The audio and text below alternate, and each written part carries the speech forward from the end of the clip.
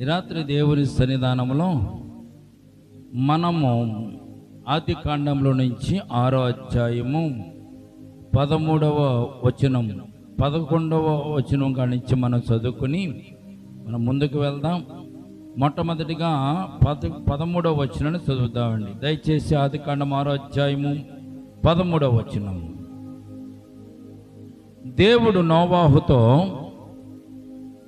సమస్త శరీరుల మూలముగా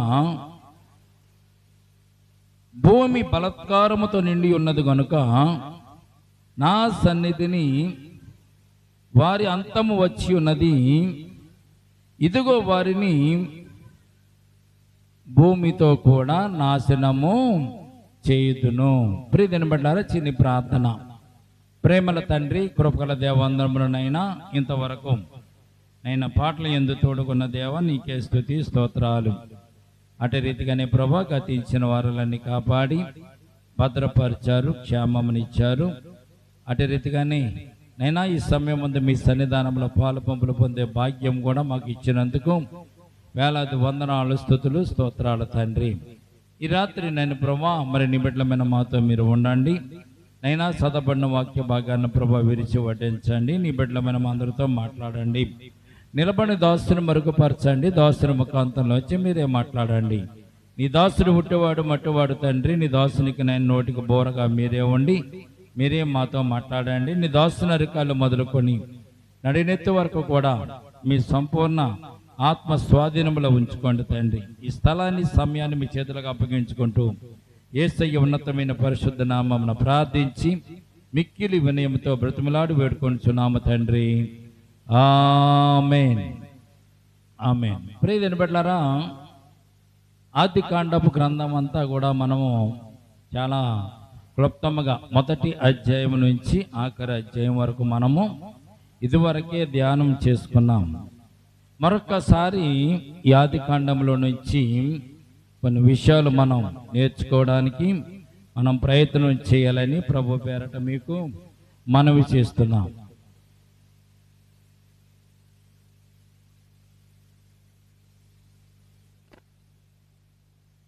కనుక ఈ సమయం ముందు మనం ఆదికాండ గ్రంథంలో నుంచి మనము ఈ వాక్యాన్ని ధ్యానం చేసుకుంటూ ఈ వాక్యంలో మనము ముందుకు వెళ్దాం. ప్రభువు చెప్తున్నటువంటి మాట ఆదికాండము 6వ అధ్యాయము 13వ వచనాన్ని మనం చదువుకున్నాం కదా.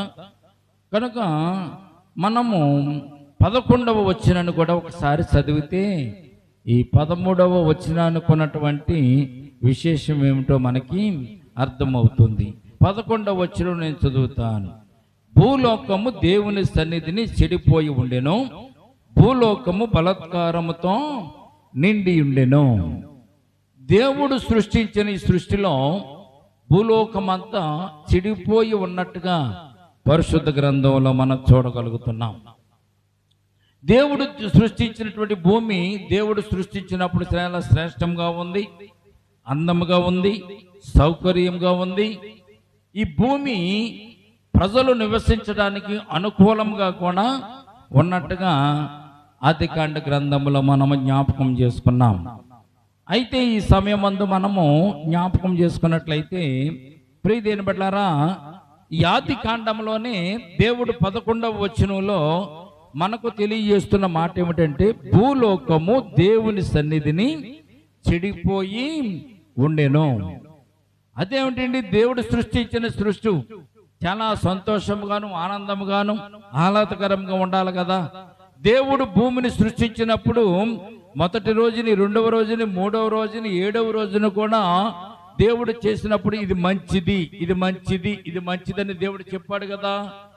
అటువంటి సందర్భంలో ఇక్కడ దేవుడు భూలోకము చెడిపోయి ఉండెను అని ఎందుకు దేవుడు ఇక్కడ వాక్యాన్నిస్తున్నాడు, తెలియజేస్తున్నాడు అని గనక మనం ప్రశ్న వేసుకుంటే, ప్రియ దేవుని బిడ్డలారా, దేవుని సన్నిధానంలో ఉండవలసినటువంటి మనుషులు, దేవుని సన్నిధానంలో ఉండవలసినటువంటి ఆదాము అవ్వల యొక్క సంతానం ఈ 6వ అధ్యాయం వచ్చేసరికి భూమి అంతా కూడా పాపముతో నిండిపోయినట్లుగా ఈ వాక్యము మనకి తెలియజేస్తుంది. ఈ రాత్రి నోవాహు యొక్క జీవిత చరిత్రలో నోవాహు యొక్క జీవితంలో దాగి ఉన్నటువంటి సత్యాలను మనము జ్ఞాపకం చేసుకోవడానికి ఈ రాత్రి మనం ప్రయత్నం చేద్దాం. దేవుడు ఆదామును దీవించాడు, అవ్వను దీవించాడు. ఈ భూలోకాన్ని కూడా వారి చేతులలో దేవుడు పెట్టాడు. ఆదాము అవ్వల చేతిలోని ఈ భూమిని సృష్టినంతటిని కూడా దేవుడు పెట్టాడు. పెట్టి దేవుడు ఆదాముతోనూ అవ్వమ్మతోనూ చెప్పినటువంటి మాట మనం జ్ఞాపకం చేసుకున్నట్లయితే ఆదికాండము 1వ అధ్యాయము 28వ వచనంలో దేవుడు వారిని దీవిస్తూ చెప్పినటువంటి మాటను ఈ సందర్భంలో మనం జ్ఞాపకం చేసుకుందామండి. 1వ అధ్యాయము 28వ వచనం చూడండి ఒకసారి. దేవుడు వారిని ఆశీర్వదించెను, ఎలాగనగా వేరు ఫలించి అభివృద్ధి పొంది విస్తరించి భూమిని నిండించి దానిని లోపరుచుకొనుడి అని దేవుడు ఇక్కడ ఆదాముతో చెప్పినటువంటి సందర్భాన్ని ఇక్కడ మనం జ్ఞాపకం చేసుకుంటున్నాం.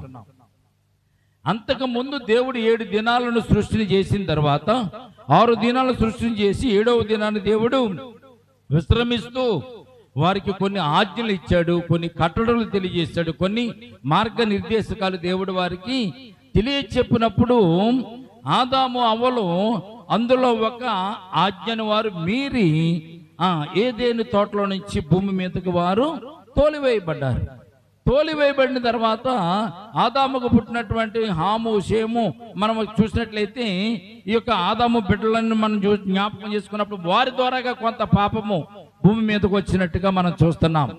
అయితే ప్రియమైన బిడ్డలారా, ఆదాము ద్వారా వచ్చినటువంటి ఆ పాపము విస్తరించి విస్తరించి ఆఖరికి భూమి అంతా కూడా చెడిపోయినట్లుగా భూమి మీద దేవుడు సంతాపం పొందుతున్నట్లుగా ఈ వాక్యంలో నేను చూస్తున్న 7వ వచనం చూసినట్లు, అప్పుడు యెహోవా నేను సృజించిన నరులతో కూడా జంతువులను, పురుగులను, ఆకాశ పక్షాదులను భూమి మీద నుండకుండా తుడిసివేయుదును, ఏలయనగా నేను వారిని సృష్టించినందుకు సంతాపము పొంది ఉన్నాను అంటున్నాడు. దేవునికి స్తోత్రం కలుగునుగాక. మానవుని సృష్టించినప్పుడు దేవుడు సంతోషపడ్డాడు, మానవునిలో జీవం ఊదినప్పుడు దేవుడు సంతోషపడ్డాడు. ఈ సృష్టినంతటి సృష్టించినప్పుడు కూడా ఇది మంచిది మంచిదని చూసి సంతోషపడ్డాడు. తర్వాత ఆదాము అవ్వలు దేవునితో సంతోషంగా గడుపుతున్న కాలంలో కూడా దేవుడు సంతోషపడ్డాడు. చివరికి భూమిని చూసినప్పుడు దేవుడు సంతాపము పొందుతున్నట్టుగా ఈ గ్రంథంలో మనం చూడగలుగుతున్నాం.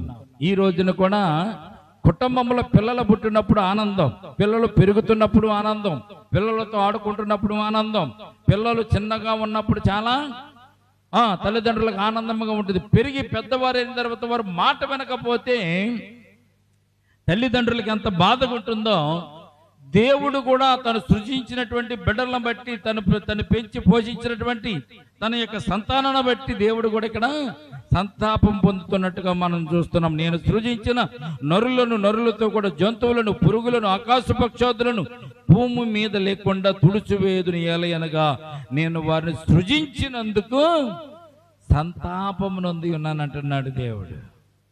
ఈ రాత్రి దేవుడు సృజించిన మనుషులందరూ కూడా పాపాత్ములు కాదు, మనుషులందరూ కూడా చెడిపోయిన వారు కాదు. దేవుడు సృష్టించిన సృష్టిలో చాలా మంది శ్రేష్టమైన వారు ఉన్నారు, చాలా మంది భక్తి పరులు కూడా ఉన్నారన్న విషయాన్ని ఈ సందర్భంలో మనం జ్ఞాపకం చేసుకోవాలి. దేవుడు ఎవరితో చెప్తున్నాడు ఈ మాట? నేను నరులను చేసినందుకు సంతాపనందుతున్నాను, నరులతో కూడా పురుగులను, పశుపక్షాదులను అన్నింటినీ కూడా నేను లేకుండా చేస్తాను, తుడిచివేదనని ఎవరితో చెప్తున్నాడు దేవుడు? ఇక్కడ 8వ వచనం చూసినట్లయితే మనకు అర్థమవుతుంది ఎవరితో చెప్తున్నాడు ఇక్కడ. అయితే నోవాహు యెహోవా దృష్టి యందు కృప పొందినవాడు ఆయన. దేవునికి స్తోత్రం కలుగునుగాక. చెడ్డ తరములో కూడా మంచివారు ఉన్నారు, చెడిపోయినటువంటి లోకంలో కూడా శ్రేష్టమైన వారు ఉన్నారు. చెడిపోయినటువంటి సందర్భాలు ఉన్నటువంటి ప్రతి స్థలములో కూడా మంచివారు కూడా ఉంటారు అనేటువంటి సత్యాన్ని పరిశుద్ధ గ్రంథం ఇక్కడ మనకు జ్ఞాపకం చేస్తుంది. ప్రియమైన బిడ్డలారా, చూడండి, ఇక్కడ దేవుడు నోవాహుతో చెప్తున్నటువంటి మాటని ఇక్కడ మనం జ్ఞాపకం చేసుకోవాలి. మొట్టమొదటిగా నోవాహుతో దేవుడు చెప్తున్నాడు. నోవాహు ఇటువంటి వాడంట, యెహోవా దృష్టి యందు కృప పొందినవాడు. దేవునికి స్తోత్రం కలుగునుగాక. మానవులమైన మనము, మనుషులమైన మనము, దేవుని బిడ్డలమైన మనము, విశ్వాసులమైన మనము, సంఘంగా కూడుకుంటున్న మనము దేవుని కృపను పొందుకునేటటువంటి స్థితిలో కనుక మనం ఉండగలిగితే మనము కూడా ధన్యులము అని లేఖన భాగం మనకు తెలియజేయబడుతుంది. దేవుని యొక్క కృపను పొందుకోవాలంటే మనం ఏం చేయాలో తెలుసండి. దేవునితో పాటు మనము కూడా నడవడానికి ప్రయత్నం చేయాలి. దేవునితో పాటు నడవడానికి ప్రయత్నం చేయాలి. ఎందుకంటే చెడిపోయి ఉన్నటువంటి లోకములో, చెడిపోయి ఉన్నటువంటి ప్రదేశముల ప్రాంతంలో ఒక కుటుంబము నీతిగా నిజాయితీగా దేవునితో నడవడానికి ఇష్టపడినట్టుగా లోకములో వాక్యం మనం చూడగలుగుతున్నాం. చూడండి, భూలోకమంతా చెడిపోయి ఉంది, భూలోకమంతా బలాత్కారంతో నిండి ఉంది. అటువంటి భూలోకములో, బలాత్కారంతో నిండబడినటువంటి భూలోకములో ఒకే ఒక వ్యక్తి నీతిమంతుడిగా కనబడుతున్నట్టుగా మనం చూస్తున్నాం. 13వ వచనం మనం చదువుకున్నాం కనుక, దేవుడు నోవాహుతో సమస్త శరీరాల మూలముగా భూమి బలాత్కారంతో నిండి ఉన్నది కనుక నా సన్నిధిని వారి అంతము వచ్చి ఉన్నది అంటున్నాడు దేవుడు. ఎవరితో చెప్తున్నాడు? మానవులైనటువంటి మనతో దేవుడు మాట్లాడడానికి ఆయన ఇష్టపడుతూ ఉంటాడు. ఆయన మాట మనము గనక వినగలిగితే, ఏలీ దగ్గర పరిచర్య చేస్తున్నటువంటి సమూయేలు దేవునికి ఇష్టమైన వాడు. ఏలీతో దేవుడు మాట్లాడడం మానివేసిన తర్వాత సమూయేలుతో మాట్లాడడానికి దేవుడు ఇష్టపడినట్టుగా మనం చూస్తున్నాం దేవుని వాక్యంలో.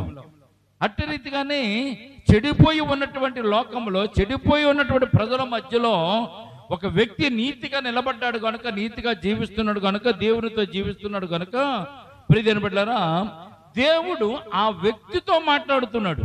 ఏ వ్యక్తితోనూ? దేవుని ఎడల భయభక్తులు కలిగి ఉన్నటువంటి వ్యక్తితో దేవుడు ఇక్కడ మాట్లాడుతున్నాడు. మన జీవితాల్లో కూడా దేవునికి ఇష్టమైన వారుగా కనుక మనం జీవిస్తే దేవుడు మనతో కూడా అయినా మాట్లాడతాడు. ఎన్నో కోట్ల మంది, ఎన్నో లక్షల మంది ఉన్నటువంటి ఈ ప్రపంచంలో దేవుని యందు భయభక్తులు కలిగిన వారు కొద్దివారే. దేవునిని బాధ పెట్టేవారు, దేవునిని కించపరిచేవారు, దేవునిని వేదనకు గురి చేసేవారు అనేక మంది ఉన్నా కానీ అందులో నుంచి కొంతమంది దేవుని యందు భయభక్తులు కలిగిన వారు కూడా భూమి మీద ఉన్నట్టుగా పరిశుద్ధ గ్రంథంలో మనం చూడగలుగుతున్నాం. అందుకే దేవుడు నోవాహుతో చెప్తున్నాడు. ఏమని నోవాహుతో చెప్తున్నాడు? సమస్త శరీరాల మూలముగా ఈ భూమి, అంటే నేను సృజించిన ఈ భూమి బలాత్కారంతో నిండి ఉన్నది కనుక నా సన్నిధిని వారి అంతము వచ్చి ఉన్నది. ఇదిగో వారిని భూమితో కూడా నాశనము చేస్తాను. భూమితో కూడా నాశనం చేస్తానంటే భూమి మీద ఉన్నటువంటి చెట్లు, పొట్లు, భూమి మీద ఉన్న కొండలు, భూమి మీద ఉన్నటువంటి ప్రతి దానిని కూడా నేను సమూలముగా నాశనం చేస్తానని దేవుడు నోవాహుతో దేవుడు తెలియజేస్తున్నాడు. దేవునికి స్తోత్రం కలుగునుగాక. నోవాహుతో దేవుడు ముచ్చటిస్తున్నాడు. నోవాహు దేవునికి అంత ఇష్టమైన వాడుగా ఉన్నట్టుగా పరిశుద్ధ గ్రంథంలో మనం చూస్తున్నాం. ఈ రాత్రి నోవాహు జీవితం చాలా శ్రేష్టమైన జీవితం. నోవాహు యొక్క భక్తి కూడా చాలా శ్రేష్టమైనది. నోవాహు నివసిస్తున్నటువంటి ప్రాంతంలో పాపము చుట్టూ ఉన్నా కానీ, నీటిలో బురదలో ఉన్నటువంటి తామరాకు బురదను అంటించుకోకుండా ఎలాగైతే అది పెరిగి పెద్దదయ్యి చక్కని తామర పువ్వులు, కలవల పువ్వులు ఎలాగైతే కాస్తుందో, ఇక్కడ నోవాహు కూడా తన జీవితంలో పాపములో ఉన్నా కానీ పాపమును అంటుకోకుండా పాపము తనను ముట్టుకోకుండా చాలా భద్రంగా తన జీవితాన్ని జీవిస్తున్నట్టుగా పరిశుద్ధ గ్రంథంలో మనం చూడగలుగుతున్నాం. మన చుట్టుపక్కల చాలా మంది ఉంటారు, పాపాత్ములు ఉంటారు, చాలా చెడిపోయిన వారు ఉంటారు. చెడిపోయిన సమాజంలో ఉన్నటువంటి వారు అనేక మంది వారు కూడా చెడిపోవడానికి ప్రయత్నం చేస్తూ ఉంటారు. కానీ చెడిపోయినటువంటి సమాజంలో చెడిపోకుండా నీతిమంతంగా బ్రతికేటటువంటి వారు చాలా అరుదుగా ఉంటారు. అరుదైనటువంటి వారిలో నోవాహు యొక్క కుటుంబము ఒకటన్న విషయాన్ని ఇక్కడ మనం జ్ఞాపకం చేసుకోవాలి. 14వ వచనం చదువుదామండి. అందుకు దేవుడు నోవాహుతో చెప్తున్నాడు, నోవాహు నువ్వేం చేస్తావంటే చితిసారకు మానుతో నీ కొరకు ఓడను చేసుకొనుము. దేవునికి స్తోత్రం కలుగునుగాక. నేను జలప్రళయాన్ని రప్పించబోతున్నాను. ఈ భూమి మీద నివసించున్న వారందరూ కూడా భూమితో పాటు వారందరిని కూడా నేను నశింప చేయడానికి నేను నిశ్చయం చేసుకున్నాను, తుడిచివేయడానికి నేను నిశ్చయం చేసుకున్నాను. కనుక ఆ బలత్కారమైనటువంటి ఈ యొక్క లోకము, భూలోకము చెడిపోయేందుకు కనుక చెడిపోయినటువంటి లోకంలో ఉన్న వారిని అందరు నేను నాశనం చేయడానికి నేను ఇష్టపడుతున్నాను. కనుక నీ కొరకు ఏమన్నాడు దేవుడిని ఇక్కడ, నీ కొరకు ఒక ఓడను చేసుకోమని దేవుడు నోవాహుతో తెలియజేస్తున్నాడు. దేవునికి స్తోత్రం కలుగును గాక. నీవు రక్షింపబడాలి. నీవు ఈ లోకంలో నేను పంపించబోయేటువంటి జల ప్రళయంలో నుండి నువ్వు బ్రతికి బట్ట కట్టాలి అంటే నువ్వేం చేయాలంటే నువ్వు ఒక ఓడను నీవు తయారు చేసుకో అని దేవుడు నోవాహుకు తెలియజేస్తున్నట్టుగా మనం చూస్తున్నాం. ప్రియమైన బిడ్డలారా, ఇక్కడ గమనించినట్లయితే ఏప్రిల్ రాసిన పత్రిక 11వ అధ్యాయం 7వ వచనంలో ఒక మాట మనం చూస్తాం. చదవండి, ఆ మాట ఏంటో చదువుతాం ఒకసారి. ఏప్రిల్ రాసిన పత్రిక 11వ అధ్యాయము 7వ వచనం మనం చూద్దాం.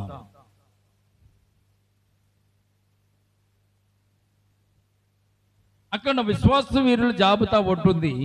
ఆ విశ్వాస వీరుల జాబితాల నుంచి ఒక మాట మనం చూద్దాం. 11వ అధ్యాయం 7వ వచనం చూస్తే, విశ్వాసమును బట్టి నోవాహు ఏంటండి, అంతకు ముందు ఎప్పుడూ చూడలేనటువంటి సంగతులను గురించి దేవుని చేత హెచ్చరింపబడి భయభక్తులు గలవాడై తన ఇంటి వారి రక్షణ కొరకు ఒక ఓడను సిద్ధము చేసిన దేవునికి స్తోత్రం కలుగును గాక. ఈ మాటను ఒక్కసారి మనం జ్ఞాపకం చేసుకుందామండి. ఈ మాటను ఒక్కసారి మనం జ్ఞాపకం చేసుకుందాం. ఏమని రాయబడిందంటే, ఇది వరకు ఎరిగినటువంటి సంగతులను గురించి, ఇది వరకు చూడనటువంటి సంగతులను గురించి దేవుని చేత హెచ్చరింపబడిన వాడై భయభక్తులు కలిగి ఆయన యందు విశ్వాసం ఉంచి ఆయన చెప్పిన పనిని నోవాహు చేసినట్లుగా పరిశుద్ధ గ్రంథంలో మనం చూడగలుగుతున్నాం. దేవునికి స్తోత్రం కలుగును గాక. ఇది వరకు చూడనటువంటి సంగతులు, ఒక విషయాన్ని మీకు ఈ రాత్రి జ్ఞాపకం చేస్తాను ప్రియమైన బిడ్డలారా. ఇది వరకు చూడని సంగతులు అంటే అప్పటి వరకు ఓడ ఎలాగుంటుందో ఎవరికి తెలియదు. ఓడ నిర్మాణం ఎలాగుంటుందో అప్పటి వరకు ఎవరికి కూడా తెలియదు. ఓడ అనేటువంటి పేరు కూడా నోవాహు కూడా తెలియదు. దానిని ఎలాగ చేయాలి, ఏ రకంగా చేయాలి, ఏ రకంగా నిర్మాణం చేయాలి అన్నది నోవాహు కూడా తెలియదు. అయితే నోవాహు ఓడను నిర్మించాడండి.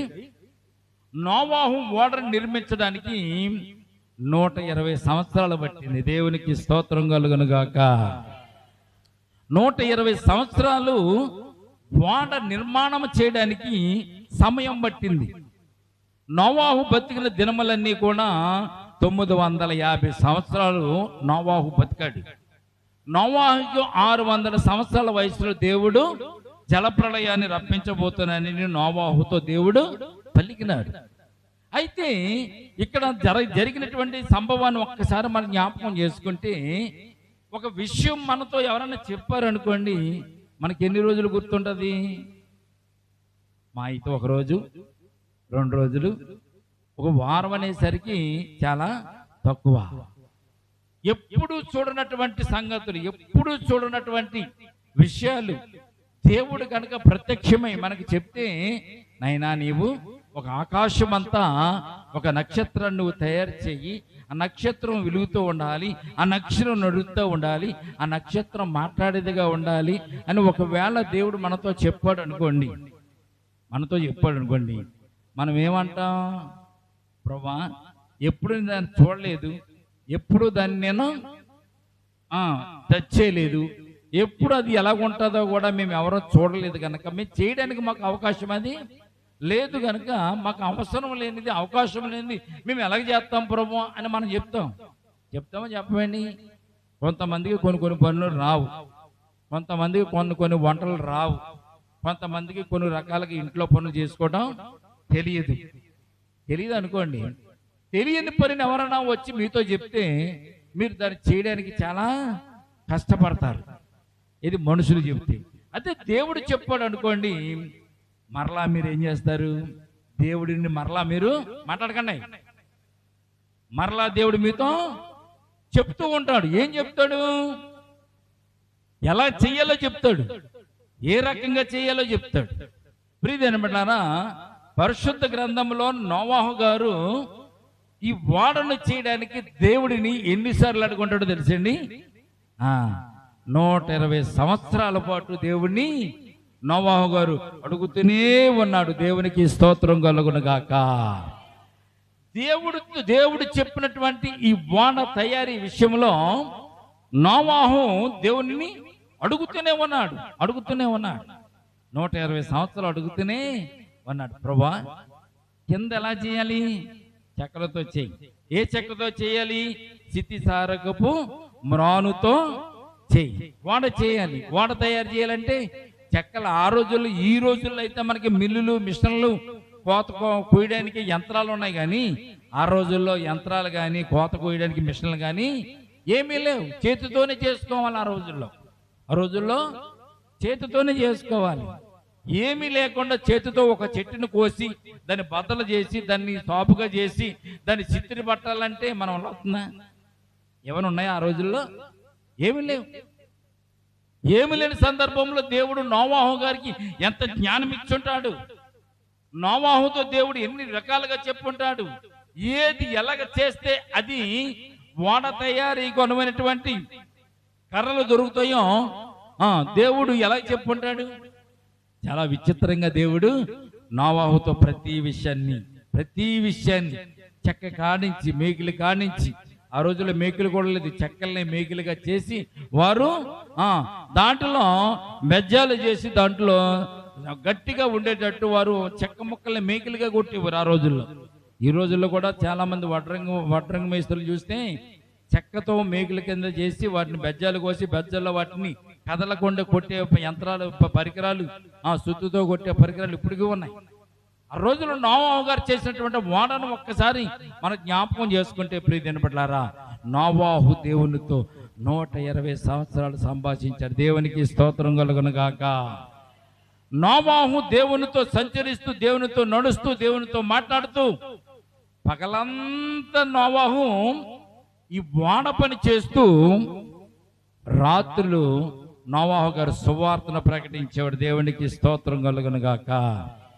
120 సంవత్సరాలు ఓడను తయారు చేస్తూ, ఓడ తయారు అయిపోయిన తర్వాత పగలంతా రాత్రులు మరలా వెళ్ళి ప్రతి ఇంటింటికి వెళ్ళి ప్రతి వీధికి వెళ్ళి ఆ ప్రాంతం అంతా చెడిపోయినటువంటి ప్రజానికం ఉన్నటువంటి ప్రాంతం అంతా కూడా నోవాహు తిరిగి, ఇదిగో దేవుడు భయంకరమైనటువంటి జలప్రలయం రప్పించబోతున్నాడు.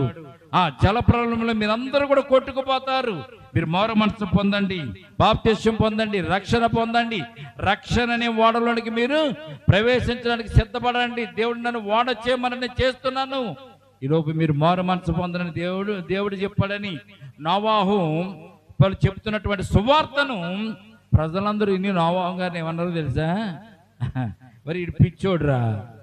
ఎవరో నోవాహు గారు పిచ్చోడు. నోవాహు ఓడ తయారు చేయడం మొదలుపెట్టిన తర్వాత ఒకరు ఇద్దరితో పని అవ్వలేదండి. 100 మందిని తీసుకొచ్చి నోవాహు పని చేస్తూ ఉండేవాడు. నోవాహు దగ్గర పని చేయడానికి వచ్చిన వారందరితో నోవాహు సువార్త ప్రకటిస్తూనే ఉండేవాడు. చాలా మంది నోవాహుని వేసిన పరిశీలన ఏంటో తెలుసండి. నువ్వు ఓడ తయారు చేస్తున్నావు కదా, ఈ ఓడ తయారు చేస్తున్నప్పుడు ఈ ఓడ తేలాలంటే ఈ ఓడ దగ్గరికి ఏం రావాలి? సముద్రం రావాలి. సముద్రం అంత నీరు వస్తేనే కానీ నువ్వు తయారు చేసేటటువంటి ఓడ పైకి లెగదు. నోవాహు తయారు చేసినటువంటి ఓడ యొక్క బరువు ఎంతో తెలుసండి? 43,300 టన్నులు బరువు. అంటే టన్నులు బరువు. టన్ను అంటే 1000 కేజీలు. 43,300 బరువుతో నోవాహు కర్రను పొదిగి కర్రతో ఆ ఓడను తయారు చేసినట్టుగా చరిత్రకారుల పుస్తకాలు రాశారు. దేవునికి స్తోత్రం కలుగునుగాక. అంత పెద్ద ఓడ చేస్తున్నప్పుడు చూసిన వారు పలకరిస్తానికి వచ్చిన వారు నోవాహు ఓడ చేస్తున్నాడంట, చూద్దాం రండి అని చాలా మంది వచ్చేవారంట. ఎందుకు వచ్చేవారంటే నోవాహు చేస్తున్న ఓడను చూడడానికి వచ్చేవారు. ఈ రోజున మన ఊర్లో ఎగ్జిబిషన్ పెట్టారనుకుని ఎంతమంది వెళ్తారు చూడడానికి? ఎగ్జిబిషన్ పెట్టారంట, బొమ్మలు పెట్టారంట, రంగుల రత్నం వచ్చిందంట, జెయింట్ వీల్ వచ్చిందంట, చూడటానికి వెళ్దామని చాలా మంది వస్తారు కదా. ఊర్లో ఏదైనా వింత ఉంది అనుకోండి, ఆ వింతను చూడడానికి చాలా మంది వస్తారు. ఆ రోజుల్లో నోవాహు కడుతున్నట్టు ఓడను చూడడానికి కూడా చాలా మంది వచ్చారు. వచ్చిన వారు అంటున్నట్టు మాట తెలుసా? మరి వీడికి పిచ్చి ఎక్కేసిందిరా, మామూలుగా అనుకున్నాం పిచ్చి, కానీ మామూలు పిచ్చిది కాదు, పిచ్చి బాగా ముదిరిపోయింది. దేవుడు వీడితోనే మాట్లాడాడంట, వీడితోనే చెప్పాడంట, ఇక్కడ ఓడ కడుతున్నాడు, ఈ ఓడ తేలాలి, నీటి మీద నడవాలి అంటే మనం మునిగిపోయి, అంటే తాడి చెట్టు అంత నీళ్ళు వస్తేనే కానీ ఈ ఓడ పైకి లెగిసి నడవడానికి వీలు ఉండదు. వీడు సముద్రం పక్కన కడుతున్నాడా, ఊర్లో కడుతున్నాడు, ఊరు మధ్యన కడుతున్నాడు. ఇక్కడికి నీళ్లు రావాలంటే బోలెన్ని సంవత్సరాలు, బోలంత వర్షం కురితేనే కానీ నీరు వచ్చి ఈ ఓడ పైకి తేలదని నోవాహును హేళన చేసిన వారు ఎక్కువ, నోవాహును నమ్మిన వారు తక్కువ, నోవాహును హేళన చేసిన వారు ఎక్కువ. యేసుక్రీస్తు ప్రభు వారు కూడా ఈ లోకంలో ఆయన పరిచయం చేస్తున్నప్పుడు, ఆయన సువార్తను ప్రకటిస్తున్నప్పుడు, గుడ్డి వారికి కళ్ళు ఇస్తున్నప్పుడు, కుంటి వారికి కాళ్ళు ఇస్తున్నప్పుడు, అలాగే పక్షవాత రోగిని స్వస్థపరుస్తున్నప్పుడు, చనిపోయిన లాజరును లేపినప్పుడు కూడా నిజంగా వాడు చనిపోయాడా, నిజంగా దేవుడు వాడిని లేపాడా? ఆయన లేపినటువంటి యేసు ప్రభు వారు వస్తున్నారంట, సమాధిలో ఉన్నటువంటి లాజరు లేపుతున్నారంట, మన చూద్దాం రండి. చుట్టుపక్కల ఊళ్ళోళ్ళందరూ కూడా జనసమూహము తండోలుగా లాజరును బ్రతికించేటప్పుడు వచ్చి చాలా మంది వచ్చారు ఆయన చూడడానికి. చనిపోయినోడు బ్రతికినట్టు దాఖలాలు ఇంతవరకు ఎక్కడ లేవు, ఈ నెలగా లేపుతాడు చూద్దాం అని చూడటానికి వచ్చిన వారు ఎక్కువ. మానవులకి అపనమ్మిక ఎక్కువ, అనుమానం ఎక్కువ. ఇది నిజమా? కంటితో వాడు చూసినా కానీ నమ్మలేనటువంటి పరిస్థితిలో మనుషులు ఈ రోజున చాలా మంది ఉన్నారు. యేసుక్రీస్తు ప్రభు యొక్క జన్మము, యేసు ప్రభు యొక్క శిలువ మరణము, ఆయన శిలువలో కాచిన రక్తము, ఆయన ప్రాణ త్యాగము అంత నిజమని దేశమంతా కోడే కూస్తున్నా నమ్మనటువంటి వారు భూమి మీద చాలా మంది ఉన్నారు. ఇక్కడ ఓడ తయారు చేస్తుంటే నోవాహును చూసి ఏళన చేసిన వారు కూడా చాలా మంది ఉన్నారు. ఆఖరికి నోవాహు ఓడను తయారు చేశాడు. ఓడ తయారు చేసిన తర్వాత ఆ ఓడను దేవుడు ఏం చెప్పాడండి, అరలు పెట్టి ఆ ఓడను చేసి లోపటను వెలుపటను దానికి కీలు పూయవలను, నీవు దాన్ని చేయవలసిన విధమిది, దానిని చేయవలసిన విధమిది అని ప్రతి పాయింట్ నోవాహుకి దేవుడు ఆ ఓడ గురించి చెప్పిన దాఖలాలు పరిశుద్ధ గ్రంథంలో మనం చూడగలుగుతున్న 15వ వచనం చూడండి. నీవు దానిని చేయవలసిన విధమిది, ఆ ఓడ 300 మూరల పొడుగును, 50 మూరల వెడల్పును, 30 మూరల ఎత్తుగలదై ఉండవలెను. అంటే ఇక్కడ మనం జ్ఞాపకం చేసుకుంటే 450 అడుగులు పొడవు, 75 అడుగులు వెడల్పు, 45 అడుగులు ఎత్తు, 43,300 టన్నుల బరువు. ఆ వాన సిద్ధమయ్యేసరికి అందరికీ ఆశ్చర్యం వేసింది. ప్రియమైనప్పుడు దేవుడు ప్రతి విషయాన్ని కూడా చెప్పాడు. వాన నీటిలో తేలాలంటే దానికి బరువైన చెక్క ఉండకూడదు, తేలికైన చెక్క ఉండాలి. ఆ తేలికైన చెక్క ఉండడానికి దేవుడు చెప్పిన చెట్టు పేరేంటో తెలిసింది, సితిసారకపు మ్రాను. ఆ మ్రానుతో నువ్వు చేస్తే ఆ వాన నీకు పైకి తేలుతుంది అని దేవుడు నోవాహుతో చెప్తే, నోవాహు దేవుడు చెప్పిన మాటని దేనిని కూడా విడిచిపెట్టకుండా, మరవకుండా ప్రతి విషయాన్ని కూడా, ఆ రోజున మనకు పుస్తకాలు ఉన్నాయండి, ఆ రోజున పెన్నులు ఉన్నాయా, ఆ రోజున రాసుకుంటాకి ఏమన్నా కళలు కట్టుగాని పెన్నులు కట్టుగాని ఏమైనా ఉన్నాయా? ఏమీ లేవు. దేవుడు చెప్పిన మాటను నోవాహు శ్రద్ధగా వినేవాడు. విని ఆ శ్రద్ధగా విన్నటువంటి మాటను పన్నుగట్టుకునే వాటిని తయారు చేస్తున్నట్టుగా పరిశుద్ధ గ్రంథంలో మనం చూడగలుగుతున్న దేవునికి స్తోత్రం కలుగునుగాక. తర్వాత దేవుడు దానికి ఏం చెప్పాడు తెలిసింది, దానిని అరలుగా పెట్టి 3 అంతస్తులుగా ఓడను తయారు చేయమని చెప్పాడు. ఎన్ని అంతస్తులండి? 3 అంతస్తులు. మొదటి కింద అంతస్తు, పై అంతస్తు, ఇంకా పై 3 అంతస్తులుగా దానిని చేయమని దేవుడు చెప్పాడు. ఆ ఓడ 16వ వచనం, కిటికీ చేసి పైనుండి మూరుడు కింద దానికి ముగించవలను, ఓడ తలుపు తన ప్రక్కనే ఉంచవలను. పైనుంచి కిందకి మూరుడే, అంటే కింద ఉంది అనుకున్న తలుపు నీటిలోకి వెళ్ళిన తర్వాత, కింద నీరు ఉన్న తర్వాత ఆ తలుపులో నీళ్లు లోపలికి వస్తే మరి ఓడ మునిగిపోతుంది కదా. దేవుడికి ఎంత జ్ఞానం అండి. ఎప్పుడూ లేనటువంటి ఓడ, ఎవరు చూడనటువంటి ఓడ, దానికి ఒక కొలతలు ఇచ్చి, దానికి ఒక అరలు చెప్పి, తలుపు ఎక్కడ పెట్టాలో, కిటికీ ఎక్కడ పెట్టాలో, ఎక్కడ నివించాలో, ఎక్కడ జీవించాలో, ఇవన్నిటిని కూడా దేవుడు చాలా స్పష్టంగా శ్రేష్టముగా వాటిని దేవుడు నిలబెట్టినట్టుగా పరిశుద్ధ గ్రంథంలో మనం చూడగలుగుతున్న. దేవునికి స్తోత్రం కలుగునుగాక. ఓడను తయారు చేయమన్నాడు. నోవాహు ఓడను చేశాడు. ఓడను చేసిన తర్వాత నోవాహుతో దేవుడు చెప్తున్నాడు, ఇదిగో ఈ భూమి మీద ప్రతి జాతిని కూడా ఆడ మగ కలిసి లోపలికి వచ్చులాగున నేను నీకు తెలియజేస్తానని చెప్పి దేవుడు ఇక్కడ తెలియజేస్తున్నట్టుగా పరిశుద్ధ గ్రంథంలో మనం చూస్తున్నాం. చూడండి, 7వ అధ్యాయం మొదటి వచనం చదువుతామండి. 7వ అధ్యాయం మొదటి వచనం, 19వ వచనం చూడండి. 6వ అధ్యాయము 19వ వచనం చదువుతాం. మరియు నీతో కూడా వాటిని బ్రతికించి ఉంచుకొనుటకు సమస్త జీవులలో, అనగా ప్రతి జాతిలోనివి 2 చెప్పున నీవు ఓడలోనికి తేవలను, వాటిలో మగదియు ఆడదియు ఉండవలను, నీవు వాటిని బ్రతికించి ఉంచుకొనుటకే వాటి వాటి జాతుల ప్రకారము పక్షులలోను జంతువులలోను నేలన ప్రోక వాటన్నిటిలోను 2 చెప్పున నీ యొద్దకవి వచ్చును. దేవునికి స్తోత్రం కలుగును గాక. ఈ జల ప్రళయం అన్ని కొట్టుకుపోతే మరలా జీవించడానికి, ఉత్పత్తి చేయడానికి ఏముంటాయి? మీరైతే మనుషులు ఉన్నారు పర్లేదు, మీ కోడలు ఉన్నారు, కొడుకులు ఉన్నారు పర్లేదు, కానీ మరి జంతువులు ఆడామగా ఉండాలి కనుక వాటికి నేను చెప్తాను, అవన్నీ కూడా వాటి జాతుల ప్రకారము ఓడలోనికి అవి వస్తాయి. వాటిని నువ్వు తోలుకుని వచ్చి అందులోకి ఎక్కించాలని దేవుడు తెలియజేశాడు. చాలా బాగుందండి. దేవుడు చెప్పినట్టుగా ఓడ తయారైపోయింది. ఓడ తయారైపోయిన తర్వాత 120 సంవత్సరాలు దగ్గరికి వచ్చేసినాయి. దగ్గరికి వచ్చిన తర్వాత ఓడలకు రావాల్సిన జంతువులన్నీ వచ్చేసినాయి. చాలా బాగుంది. జంతువులన్నీ లోపలికి వెళ్ళిపోయినాయి. లోపలికి వెళ్ళిపోయిన తర్వాత ఓడ నీటిలో జలప్రళయం స్టార్ట్ అయిన తర్వాత 7 రోజుల తర్వాత జలప్రళయం స్టార్ట్ అయిందండి. 7 రోజుల తర్వాత అంటే నోవాహు ఓడలో ప్రవేశించింది 2వ నెల 10వ రోజులో ప్రవేశించాడు. చూడండి, 7 రోజుల తర్వాత వర్షం పడసాగింది. 7వ అధ్యాయం 7వ వచనం చదువుతాం ఒకసారి. 7వ అధ్యాయం 7వ వచనం. అప్పుడు నోవాహును అతనితో కూడా అతని కుమారులను అతని భార్యయు కోడండ్రులను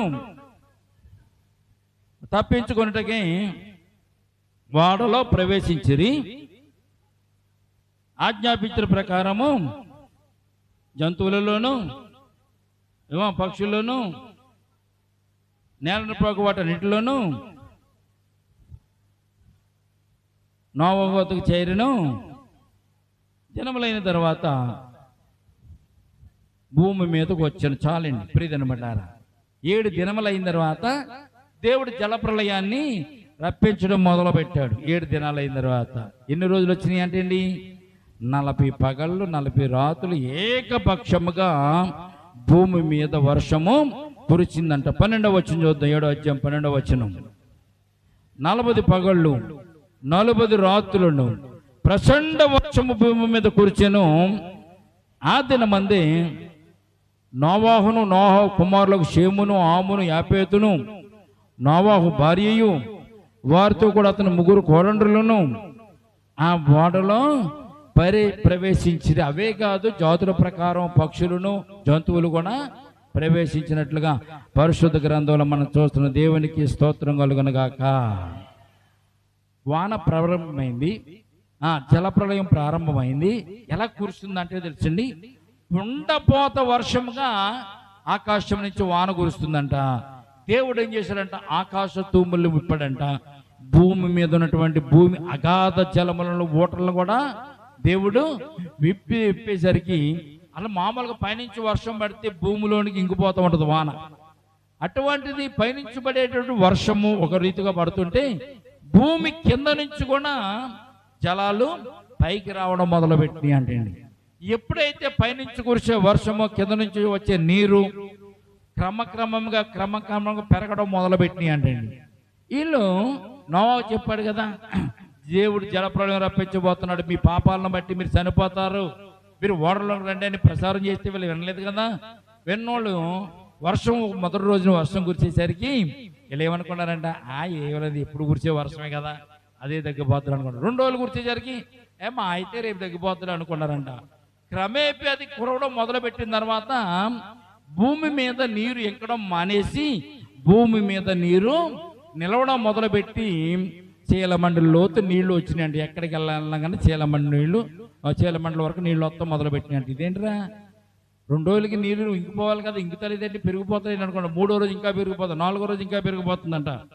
5వ రోజు వచ్చేసరికి మోకాళ్ళ లోతు నీరు భూమి మీద పెరగడం మొదలుపెట్టింది. మోకాళ్ళ లోతు నీరు భూమి మీద పెరగడం మొదలుపెట్టిన తర్వాత ఈ వాన క్రమేపీ మొలగడం ఇంకా తేరలేదు, మొలుగుతుంది. అది ములిగేసరికి ఇందులో కొంతమందికి కఠినమైన హృదయాలు ఉంటాయి కదా, ఏంట్రా ఆడి దగ్గరికి వెళ్ళేదే, ఆడు చెప్పాడు మనం వెళ్ళలేదు ముందు, ఇప్పుడు వెళ్ళేవరకు మన సులభంగా చూస్తాడు కదా, ఆడి దగ్గర మనం వెళ్ళేది ఏం పర్లేదు చెట్లు ఎక్కుందాం అని చెట్లు ఎక్కువ కూర్చున్నారంట చాలా మంది.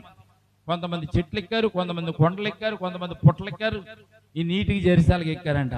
వీళ్ళు ఉండే కొంత పీకల్లోకి నీళ్ళు వచ్చేసి ఈదడం మొదలు పెట్టారంట. వీళ్ళందరూ ఈదడం మొదలు పెట్టారంట.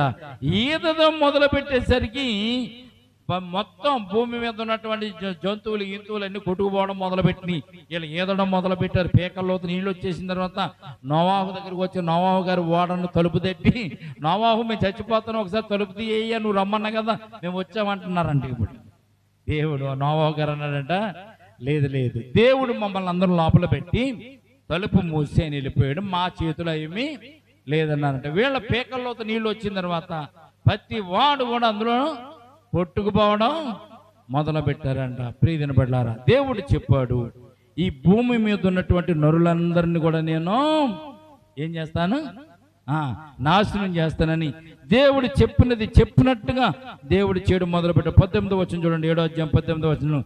జలములు భూమి మీద ప్రచండముగా ప్రబలి మిక్కిలి విస్తరించినప్పుడు వాడ నీళ్ల మీద నడిచిన దేవునికి స్తోత్రం కలుగునుగాక. వాళ్ళు ఏమన్నారు, ఓడ చేస్తుంటే, ఎరా వాడ సముద్రం దగ్గర కట్టాలి కానీ నోవా ఇక్కడ కడుతున్నాడండి పిచ్చోడు, ఇడికి పిచ్చి బాగా ముదిరిపోయింది అన్నటువంటి వాళ్ళు ఇప్పుడు వాడ నీళ్ళ మీద నడుస్తుంటే కొన ఊపిరితో ఉండి ఆ వాడ నడవడం వేళ చూస్తున్నారంట. ప్రియదండ్రి బిడ్డారా, ఆ ప్రచండ జలములు భూమి మీద అత్యధికమ ప్రబలినందున ఆకాశం మంటది కింద నుండి గొప్ప పర్వతములన్నీ మునిగిపోయిన, పర్వతాలన్నీ మునిగిపోయినాయి. అందుకే మనుషులు ఎక్కడ మునుగుతారు, మనుషులు ఎక్కడ ఉంటారు, మనిషి జీవరాశి ఎక్కడ. 20వ వచనం, 15 మూరల ఎత్తును నీళ్లు ప్రచండంగా ప్రబలిన కనుక పర్వతములను కూడా మునిగిపోయిన. అప్పుడు పక్షులేమి, పశువులేమి, మృగములేమి, భూమి మీద ప్రాగు పురుగులేమి, భూమి మీద సంచరించే సమస్త శరీరులేమి, సమస్త నొరలేమి మొత్తం అందరూ కూడా తుడిచిపెట్టుకుపోయారట. ప్రియమైన బిడ్డలారా, ఎంత ఆశ్చర్యం.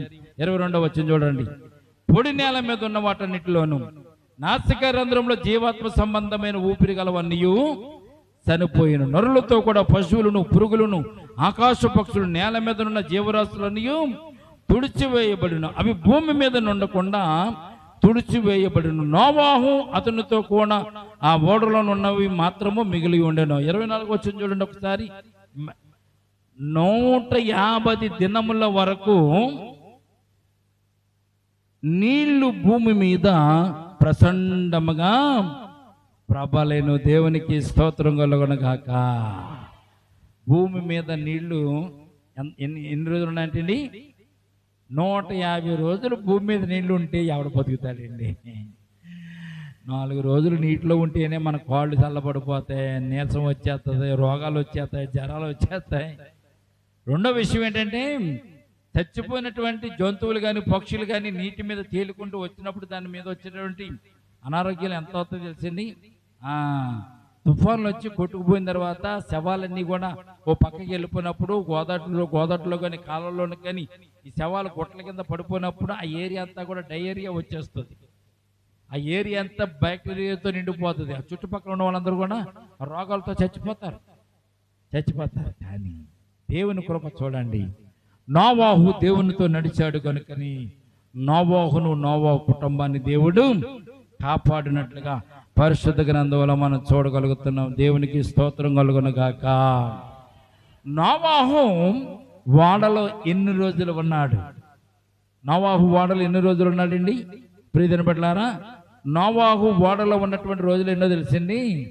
1 సంవత్సరం 17 రోజులు నోవాహు వాడలో ఉన్నాడు. 1 సంవత్సరం 17 రోజులు అంటే 377 రోజులు నోవాహు కుటుంబము, అందులోకి ప్రవేశించిన జంతువులు, పక్షులు, మొత్తం అన్నీ కూడా 377 రోజులు వాడలో ఉన్నాయి. ఒక విషయాన్ని మీకు జ్ఞాపకం చేస్తాను ప్రియమైన బిడ్డలారా.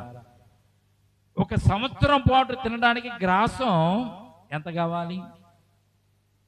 1 సంవత్సరం తినడానికి గ్రాసం ఎంత కావాలి? దేవుడు చెప్పాడు, అవి తినడానికి కావలసినటువంటి ఆహారాన్ని నీవంతా కూడా సమకూర్చమన్నాడు దేవుడు. దేవునికి స్తోత్రం కలుగును గాక. దేవుని జ్ఞానము, దేవుని తెలివి, దేవుని మహాత్యం. ప్రియమైన బిడ్డలారా, ఒక కవి రాశాడు, ఏనుగంట ఆ ఓడలో ఉన్న సామానం అంతా, ఓడలో ఉన్న ఆహార పదార్థాలన్నీ కూడా 10 రోజుల్లో తినేస్తుందంట ఏనుగు. ఎన్ని ఏనుగులు ఉన్నాయి అందులో? వాళ్ళలో ఎన్ని ఏనుగులు ఉన్నాయండి? ఎన్నమ్మా? ఏనుగులమ్మా, ఎన్ని ఏనుగులు ఉన్నాయి అందులోను? మీరు వింటలేదు, నిద్రపోతున్నారు మీరు.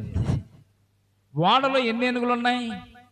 ప్రతి జాతుల్లో కూడా 2 ఆడ మగ అన్ని కలిసి లోపలికి వెళ్ళినాయి కదా. ఎన్ని ఏనుగులు ఉంటాయి? మా అయితే 2 ఏనుగులు ఉంటాయి. ఒక ఆడ ఏనుగు, ఒక మగ ఏనుగు ఉంటాయి. ఈ 2 ఏనుగులు తింటే వారంలో అందులో ఉన్న ఆహారం అంతా కూడా అయిపోతుందంట. కానీ ఆ కవీశ్వరుడు రాశాడు, ఏమైనా రాశాడు తెలుసా? దేవుడు వాటికి ఆకలయ్యకుండా, దాహమయ్యకుండా 377 రోజులు సరిపడగా ఉన్నటువంటి ఆహారాన్ని అవి భుజించులాగున దేవుడు వాటి మీద ఆయన కరుణను దయచేశాడట. దేవునికి స్తోత్రం కలుగును గాక. దేవుడు తలుచుకుంటే ఎంతండి? 5 రొట్టెలను 2 చిన్న చేపలను దేవుడు ఏం చేశాడు? 5,000 మందికి ఆహారం పెట్టలేదా? 5 రొట్టెలే కదా, 2 చిన్న చేపలే కదా. 5,000 మంది తిన్నప్పుడు 377 రోజులు వాడలో ఉన్నటువంటి వారికి దేవుడు ఆహారాన్ని సరఫరా చేయలేడా? ఆహారం అద్భుతంగా సరఫరా చేయగలడు. దేవునికి స్తోత్రం కలుగును గాక. ప్రియమైన బిడ్డలారా, వాడ నిర్మాణం జరిగిన తర్వాత, వాడ నీటి మీద పైకి తేలిన తర్వాత, వాడలో నుంచి నోవాహు కుటుంబము, నోవాహు బయటికి రావడానికి 377 రోజులు పట్టింది. అప్పటి వరకు దేవుడు వారికి కాపుదలను దయచేసినట్టుగా పరిశుద్ధ గ్రంథంలో మనం చూస్తున్నాం. ప్రియమైన బిడ్డలారా, వారు తినడానికి, తాగడానికి మరి 377 రోజులు నిద్రపోకుండా ఉంటారు. అవి నిద్రపోతాయి కదా. నిద్రపోయినా కానీ ఏ పక్షి కానీ, ఏ కాకి కానీ, ఏ పౌరానికి కానీ ఎటువంటి హాని జరగకుండా దేవుడు ఎంత కాపుదల ఇచ్చాడు. నీళ్ళు ఇంకిపోయి లేదని చూడడానికి మొట్టమొదటిగా కాకిని నోవాహు పంపించాడు. కాకిని పంపిస్తే కాకి శవాల మీద ఏరుకుని తింటది కాబట్టి, శవాల శరీరాన్ని తింటది. చచ్చిపోయిందంటే కాకి చాలా ఇష్టం కాబట్టి కాకి బయటకు వచ్చే శవాల మీద పడి తింటూ మళ్ళీ వెనక్కి రాలేదు. తర్వాత మరలా నోవాహు పౌరను పంపించాడు. పౌరను పంపిస్తే ఎక్కడా నిలవడానికి చోటు లేదు కనుక పౌరం ఏం చేసిందని లోపలికి వచ్చింది. తర్వాత కొన్ని వారం తర్వాత మరలా పౌరాన్ని బయటికి పంపించినప్పుడు త్రుంచబడినటువంటి ఒలీవ ఆకుని తీసుకుని పౌరు మరలా తిరిగి వడలోనికే వచ్చింది. గమనించండి ప్రియమైన బిడ్డలారా, దేవుడు వాటిని ఎంత భద్రంగా కాపాడాడో పరిశుద్ధ గ్రంథంలో మనం చూస్తే చాలా మనకు ఆశ్చర్యం ఇస్తుంది. కనుక దేవుని యొక్క కాపుదల ఉంటే మన జీవితం బాగుంటుంది అనేటువంటి సత్యాన్ని పరిశుద్ధ గ్రంథం మనకు తెలియచేయబడుతుంది. చూడండి, ఈ నోవాహు యొక్క జీవితం ఎంత శ్రేష్టమైనది అంటే, దేవుడు నోవాహును జలప్రళయములో నుంచి మరణించకుండా కాపాడడానికి ఓడను తయారు చేపించి ఆ ఓడలో నోవాహును నోవా కుటుంబాన్ని దేవుడు రక్షించాడు. 377 రోజులు ఓడలో ఉండి నీటిలో ఓడ నడుస్తున్నా కానీ, ప్రయాణం చేస్తున్నా కానీ, ఆరారాత్ కొండ మీద దగ్గరికి వెళ్ళి ఆగేంత వరకు కూడా వారికి దేవుడు ఆహారాన్ని సమృద్ధిగా ఇచ్చాడు. ఈ రోజున మనం తినడానికి కానీ, కట్టుకోవడానికి కానీ, ఉండడానికి కానీ, నివాస యోగ్యానికి కానీ ఎంతో బాధపడుతూ ఉంటాము, ఎంతో కష్టపడుతూ ఉంటాం. వారు ఆహారం కోసం బాధపడలే, ఆహారం కోసం కష్టపడలే, త్రాగడానికి కోసం కష్టపడలే, ఉండడానికి కోసం కష్టపడలే. దేవుడు వారిని ఎంతో భద్రంగా కాపుదల దయచేశాడు. అది ఎక్కడి నుంచి? జలప్రళయం నుంచి దేవుడు వారికి తోడుగా ఉండి వారు నడిపించినట్లుగా పరిశుద్ధ గ్రంథంలో మనం చూడగలుగుతున్న. దేవునికి స్తోత్రం కలుగును గాక. తర్వాత నోవాహు బయటకు వచ్చిన తర్వాత నోవాహుని దేవుడు దీవించాడు. చాలా చరిత్ర, నోవాహు చరిత్ర చాలా చరిత్ర. నోవాహును దేవుడు దీవించే విధానాన్ని ఒక్కసారి మనం జ్ఞాపకం చేసుకుందాం. ఆదికాండం 1వ అధ్యాయం 28వ వచనంలో దేవుడు మొట్టమొదటిగా దీవించింది ఎవరిని? ఆదామును దీవించాడు. భూమి అంతటిని ఆదాముకు దేవుడు హస్తగతం చేశాడు. తర్వాత నోవాహుతో దేవుడు చెప్తున్న మాట మనం జ్ఞాపకం చేసుకుందాం. ఆదికాండం 9వ అధ్యాయం 1వ వచనం చదువుతామండి. 1వ వచనం, మరియు దేవుడు నోవాహును పిలిచి నోవాహును అతని కుమారులను ఆశీర్వదించి, మీరు ఫలించి అభివృద్ధి పొంది భూమిని నింపుడి, మీ భయమును మీ బెదురును అడవి జంతువులన్నిటికీ, ఆకాశ పక్షులన్నిటికీ, నేల మీద ప్రాకు ప్రతి పురుగునకును, సముద్రపు చేపలన్నిటికీ కలుగును, అవి మీ చేతికి అప్పగింపబడి ఉన్నవి. దేవునికి స్తోత్రం కలుగును గాక. ఆదాముతో కూడా అదే చెప్పాడు దేవుడు. ఆదాముని ఆశీర్వదించి అదే చెప్పాడు, ఈ భూమి మీద అన్నీ కూడా మీకు ఆహారం అవును, పక్షులు కానీ, అలాగే జలసరాలు కానీ, నీటిలో పాకేవి కానీ, ఇవన్నిటిని మీ చేతికి మేము నీకు అప్పగిస్తున్నాం, అవన్నీ కూడా నీకు ఆహారం అవుతాయని దేవుడు చెప్పాడు.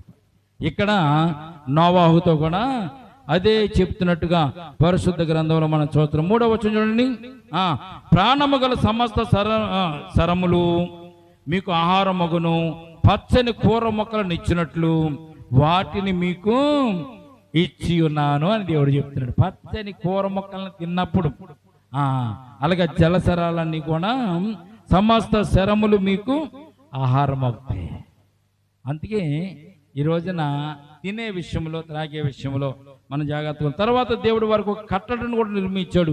4వ వచనం చదువుతాను చూడండి. అయినను మాంసమును దాని రక్తముతో మీరు తినకూడదు, రక్తమే దాని ప్రాణము, మరియు మీకు ప్రాణమైన మీ రక్తమును గూర్చి విచారణ చేయుదును, దాని గూర్చి జంతువును, ప్రతి జంతువును, నరులను విచారణ చేయుదును, ప్రతి నరుని ప్రాణమును గూర్చి వాని సహోదరుని విచారణ చేదును. రక్తము చిందించకూడదు. నరహత్య పాపం, దానికి విరుగుడు లేదు. నువ్వు ఎవరైనా చంపవనుకో, దేవుడు నీకు కూడా అదే శిక్ష, మరణ శిక్ష. కనుక రక్తముతో దేనిని కూడా మీరు తినకూడదు. అందుకే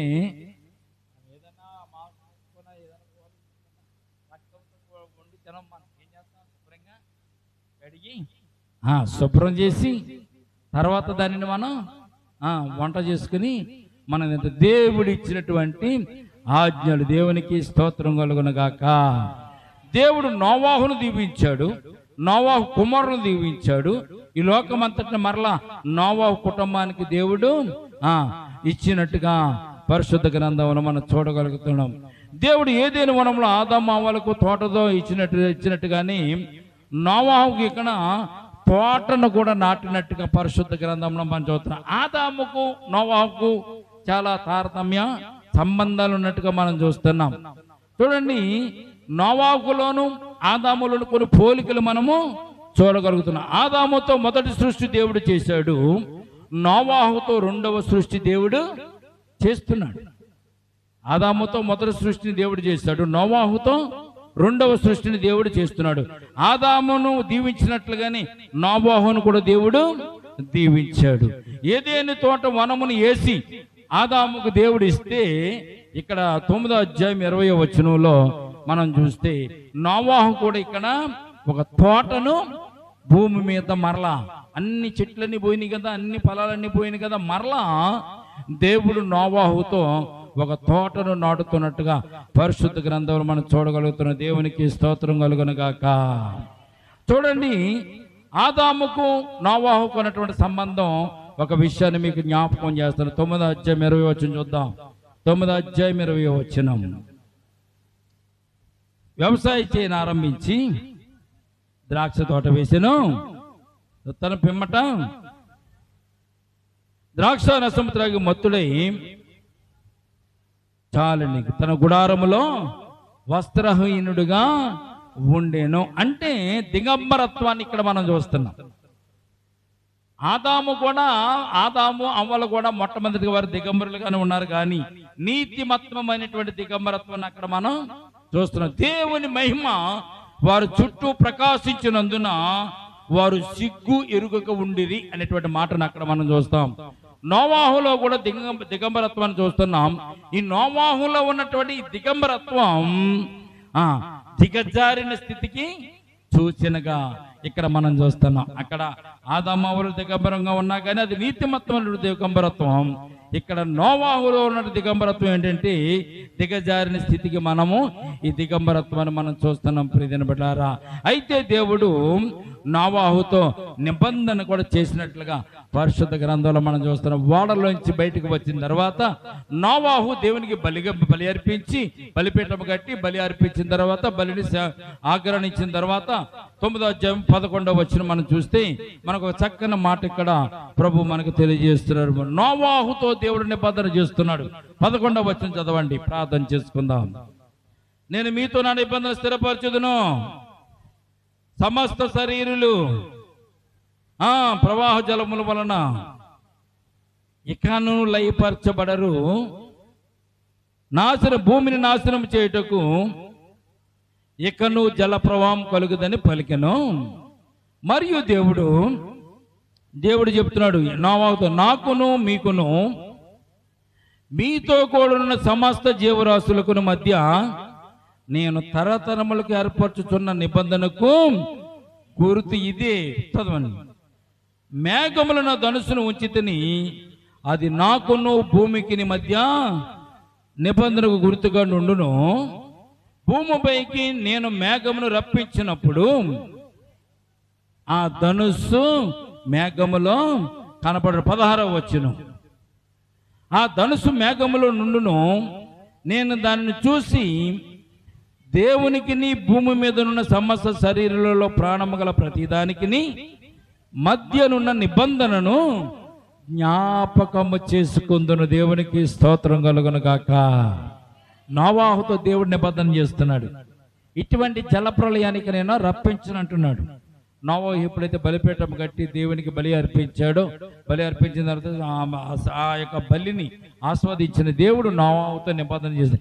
ఇకను మనుషులను ఈ రీతిగా నేను చంపను, జలప్రలయానికి మరలా రప్పించబోను. ఒకవేళ మేఘము వచ్చినప్పుడు, మేఘాన్ని నేను పంపిస్తున్నప్పుడు, ఒకవేళ జలప్రలయం రాబోతుంది అన్నటువంటి సూచనలు కలిగినప్పుడు మేఘములో నేను ఒక ధనుస్సును పెడుతున్నాను. దాన్ని ఇంద్రధనుస్సు అంటారు. నేను ఒక ధనుస్సును ఉంచుతున్నాను. ఆ ధనుస్సు నాకు కనపడినప్పుడు మీతో నేను చేసుకున్న నిబంధనను జ్ఞాపకం చేసుకుంటానని దేవుడు నోవాహుతో నిబంధన చేస్తున్నాడు. దేవునికి స్తోత్రం కలుగును గాక. వర్షం వచ్చి వెలిసిపోయిన తర్వాత తూర్పున వైపుని కానీ పడమర వైపుని కానీ మనకి ధనుస్సు కనపడుతుంది. ఎన్ని రంగులు ఉంటాయేమో దాంట్లో? అమ్మా 150.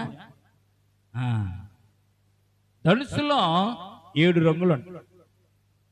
ధనుస్సులో 7 రంగులు. 3 రంగులని చదువుకోకండి, 7 రంగులు. ధనుస్సులో 7 రంగులు ఉంటాయి. 7 రంగుల ధనుస్సు అది కనపడ్డప్పుడు దేవుడు అంట నోవాహుతో చేసినటువంటి ప్రమాణాన్ని, దేవుడు చేసినటువంటి నిబంధనను జ్ఞాపకం చేసుకుని మరలా జలప్రళయాన్ని రప్పించను అని దేవుడు జ్ఞాపకం చేసుకుని గుర్తు చేసుకుంటానని నోవాహుతో నిబంధన చేస్తున్నాడు. దేవునికి స్తోత్రం కలుగును గాక. ఈ రాత్రి మనం జ్ఞాపకం చేసుకోవాలి, దేవునితో నడిచిన వారు మరణము నుండి తప్పించబడతారు. అందుకే హెబ్రీయులకు రాసిన పత్రిక 11:7 చూస్తే, దేవుని యందు విశ్వాసం ఉంచిన వాడు నోవాహు తన కుటుంబమునంతటిని కూడా రక్షించుకున్నాడు. కుటుంబమునే కాదు, కోడళ్ళను కూడా రక్షించుకున్నాడు. తను రక్షింపబడ్డాడు, తన కుమారులు రక్షింపబడ్డారు, కోడళ్ళు కూడా రక్షింపబడ్డారు. వారితో పాటు జంతువులు, పశువులు, పక్షాదులన్నీ కూడా రక్షింపబడ్డాయి. దేవునితో నడిచాడు కనుక దేవుని ఎడల అక్కడ అంతమంది పాపాత్ములు ఉన్నా కానీ, ఆ చుట్టుపక్కల అందరూ కూడా నశించిపోయేవారు ఉన్నా కానీ, ఆ ప్రాంతంలో నోవాహు అక్కడే నీతిమంతుడిగా కనపడ్డాడు కనుక నోవాహుతో దేవుడు నిబంధన చేసుకుని నోవాహు కుటుంబాన్ని జల ప్రళయం యొక్క ప్రాణ నష్టం నుంచి నోవాహు కుటుంబాన్ని దేవుడు కాపాడి రక్షించాడు. దేవునికి స్తోత్రం కలుగునుగాక. ఈ రాత్రి మనము కూడా దేవుని మాట వినగలిగితే, దేవుని మాటకు గనక మనం చెవియొగ్గగలిగితే, దేవుడు చెప్పినది చెప్పినట్టుగా మనం చేయగలిగితే, దేవుని స్తుతిస్తూ, దేవుని ఆరాధిస్తూ, దేవుని కనపరుస్తూ ఈ లోకంలో గనక మనం జీవించగలిగితే, నోవాహును రక్షించిన దేవుడు కష్టాల నుండి, కడగల నుండి, ఇరుకుల నుంచి, ఇబ్బందుల నుండి, శాపాల నుంచి, అన్ని విషయాల నుంచి కూడా దేవుడు మనల్ని కూడా, నోవాహును తప్పించిన దేవుడు మనల్ని కూడా తప్పిస్తాను వాగ్దానం చేస్తున్నాడు కనుక అట్టి రీతిగా దేవునిలో నడుద్దాం, దేవునితో నడుద్దాం, దేవుని యందు ఆనందిద్దాం, దేవుని సన్నిధానం మనం గడుపుతాం. దేవుడి మాటలు దీవించి మనల్ని నోవాహును రక్షించినట్లుగా అన్ని విషయాల్లో మనల్ని కూడా రక్షించునుగాక. ఆమేన్. ప్రార్థన చేసుకుందాం. మహాగురుడ, మహోన్నతుడ, పరిశుద్ధుడ, నిత్య నివాసి, ఆకాశ మహాకాశమున దాసిన గొప్ప దేవా యేసుక్రీస్తు ప్రభువా, మీకే వేలాది వందనాలు, స్తుతులు, స్తోత్రాలు తండ్రి. ఎంతవరకునైనా కొడుకులు అవ్వండి, మాతో ఉండి మాతో మాట్లాడినందుకు వేలాది వందనాలు, స్తుతులు, స్తోత్రాలు. విన్నటువంటి వాక్యాన్ని బిడ్డల హృదయాల్లో ఫలింపచేయండి. నోవాహుతో మీరు మాట్లాడారు తండ్రి. జల ప్రళయముల గురించి నన్ను ప్రభు నోవాహుతో ముచ్చట ఇచ్చారు తండ్రి. నశించిపోయేడు వారి మధ్య నన్ను ప్రభా నైనా నక్షత్రము వలె నేను ప్రభ జీవించిన నోవాహు యొక్క జీవిత చరిత్రను ఈ రాత్రి మేము జ్ఞాపకం చేసుకోవడానికి ఇచ్చిన కృపను బట్టి స్తోత్రాలు తండ్రి. నోవాహు నీతిమంతుడును, నిందారహితుడనే ప్రభా నైనా నీ సన్నిధానములో కనపడి ప్రభా నైనా నీ కృపకు పాత్రుడైనట్టుగా నైనా ఈ రాత్రి మేము జ్ఞాపకం చేసుకోవడానికి ఇచ్చిన కృపను బట్టి స్తోత్రాలు. నోవాహు జీవితంలో నేను ప్రభా నీ మాట విని మీ మాట చెప్పిన ప్రభా నైనా అప్పటికి నేను ప్రభా ఎప్పుడున్నో చూడని సంగతుల గురించి, వినని సంగతుల గురించి దేవా మీరు హెచ్చరించినప్పుడు ప్రభు నేను ప్రేమతోనూ, విశ్వాసంతోనూ, నమ్మికతోనూ ప్రభు నేను భయభక్తులతో కలిగి నేను ప్రభా నేను మీరు చెప్పినట్టుగా వాడను సిద్ధం చేసుకున్నాడు. తన కుటుంబం కొరకు సిద్ధం చేసుకున్నాడు, తన బిడ్డల గురించి సిద్ధం పరుచుకున్నాడు. అలాగే నేను ప్రభా ప్రతి ఒక్క జంతువుల గురించి, నేను ప్రభా పశుపక్షాదుల గురించి నైనా దేవుడు చెప్పినట్టుగా వాడను సిద్ధం చేసి వాడలోనికి నేను ప్రవేశించి జల ప్రళయం నుంచి నేను తప్పింపబడ్డాడు తండ్రి. ఈ రోజున మేము కూడా ప్రభా మీ మాట వినడానికి, మీ సొత్తైన ప్రజలకు ఉండడానికి, నైనా మీ కృపను పొందుకునే వారిలో మేము కూడా ఉండడానికి నన్ను ఈ కృప చూపించండి. నోవాహును కాపాడినట్టుగా ఈ లోకంలో అనేకమైన శ్రమలు, అనేకమైన శోధనలు, వేదనలు, బాధలు ప్రభునైనా అనేకమైన కన్నీళ్లు నేను ప్రభా ఈ సమయం మంది అనేక మంది నేను ప్రభా అటువంటి పరిస్థితుల్లో ఉన్నారు తండ్రి. ఈ రాత్రి మేము ప్రార్థిస్తున్నాం తండ్రి. నైనా నోవాహును కాపాడినట్టుగా సంఘాన్ని కాపాడండి, సంఘ బిడ్డలను కాపాడండి, నీ యందు విశ్వాసం వచ్చిన వారిని కాపాడండి, మీ యందు భయభక్తులు కలిగిన వారిని కాపాడండి, నీ బిడ్డలుగా ఈ లోకంలో జీవిస్తున్న వారిని కాపాడండి. పాపం నుంచి వేరే, శాపం నుంచి వేరే, దుర్మార్గం నుంచి వేరే నేను ప్రభా నీ వాక్యానికి విధేయత చూపిస్తూ మీ సన్నిధానంలో నేను ప్రభా నీ వాక్యానికి విధేయతను ప్రభా కలిగి ఎవరైతే జీవిస్తున్నారో వారందరూ కూడా అటు రీతిగా నోవాహును కాపాడినట్టుగా నేను ప్రభా వారిని కూడా కాపాడండి. ఈ రాత్రి నన్ను మేము జ్ఞాపకం చేసుకుంటున్నాం. ఇప్పుడు వచ్చిన సంఘాన్ని బట్టి స్తోత్రాలు, సంఘ బిడ్డలను బట్టి స్తోత్రాలు తండ్రి. అయినా రానటువంటి వారిని జ్ఞాపకం చేసుకుంటున్నాం. వారు ఎందుకైతే రాలేకపోయారో, ఏ కారణం చేత రాలేకపోయారో వారికున్న అవసరతలు తీర్చండి, అక్రతలు తీర్చండి, ఇరుకులో ఉంటే తప్పించండి, ఇబ్బందులో ఉంటే తప్పించండి. అనారోగ్యంగా ఉన్న వారిని మీరు జ్ఞాపకం చేసుకుని ఆరోగ్యం దయచేయండి తండ్రి. అటు రీతిగానే ప్రభా ఈ సమయం ముందునైనా సంఘం అంతటిపైన మీ కృప అనుకరించండి. నేను నోవాహుతో నిబంధన చేసుకున్నట్టుగా మీరు మాతో కూడా నిబంధన చేసుకున్నారు. నైనా మేము నీ బిడ్డలుగా ఉంటే ప్రభా, నీ సొత్తైన ప్రజలుగా ఉంటే తండ్రి, నైనా నీ సన్నిధానంలో విశ్వాసము కనుక మేము చూపించగలిగితే, విశ్వాసముతో నైనా ప్రభు మేము ప్రార్థించగలిగితే మా ప్రతి అక్కడితో అవసరత తీరుస్తారని ప్రభా అబ్రహాముతో వాగ్దానం చేశారు. అబ్రహాము బిడ్డలమైన మాతో కూడా మీరు వాగ్దానం చేశారు. అబ్రహాము దేవుడును, ఇస్సాకు దేవుడును, యాకోబు దేవుడు అని చెప్పిన ఆయన ప్రభా, నేను మీకు కూడా నేను దేవుడిగా ఉంటాను వాగ్దానం ఇచ్చినటువంటి గొప్ప దేవుడు. అబ్రహామా, నీ సంతానం అంతటిని నేను దీవిస్తానని మీరు వాగ్దానం ఇచ్చారు తండ్రి. అటు వాగ్దానాన్ని ప్రభు నీ బిడ్డలమైన మేడలను, సంఘ మేడలను, సంఘ బిడ్డల ఎడలను ప్రభు నేను నెరవేర్చమని మీ కృప చూపించమని కూడా వచ్చినప్పుడు సంఘ బిడ్డలు మీరు జ్ఞాపకం చేసుకోండి. నీ బిడ్డలు ఇంటికి వెళ్తుండగా నీ సన్నిధాన ఆశీర్వాదం వారి గృహాల చుట్టూ కంచి వేసి కాపుదల దయచేయండి ప్రభా. అటు రీతిగానే ప్రభు చదువుతున్న బిడ్డలు మీరు జ్ఞాపకం చేసుకోండి.